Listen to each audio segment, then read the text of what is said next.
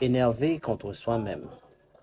Il peut arriver à chacun de nous, un jour ou l'autre, de faire des bêtises que nous nous reprochons ensuite.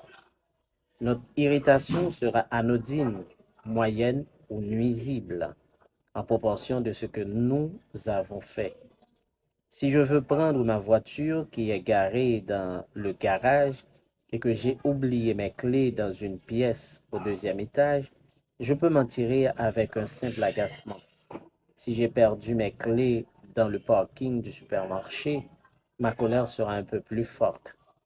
Mais si j'ai perdu mes clés dans une partie de chasse à des kilomètres de toute civilisation, ma colère contre moi-même peut être terrible. Comment cela affecte-t-il le couple? Quand je suis en colère contre moi-même, je suis capable de m'en prendre à mon conjoint.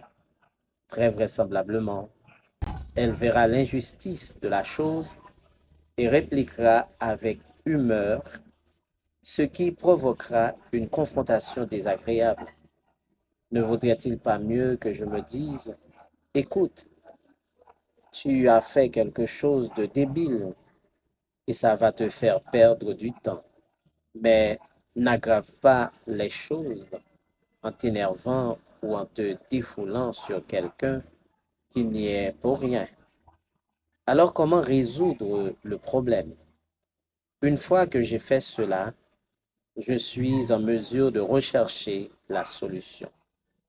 Salomon, Salomon a bien montré que l'individu qui laisse exploser sa colère ne tourne pas très rond, si j'ose dire, mais que celui qui la maîtrise est sage. Il vaut toujours mieux mettre à distance sa contrariété qui est stérile et réfléchir sur le moyen de remédier à la situation. Un comportement stupide ne vous rend pas stupide. Ne vous accablez pas surtout. Ne vous défoulez pas sur votre partenaire.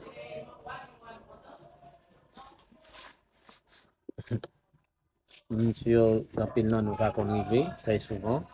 Nous nous mettons en colère contre notre conjoint ou contre nos enfants. Et même parfois, il y a certains qui arrivent à battre leurs enfants ou leurs femmes euh, pour des choses que eux-mêmes ils ont fait. C'est pas bien, c'est mauvais.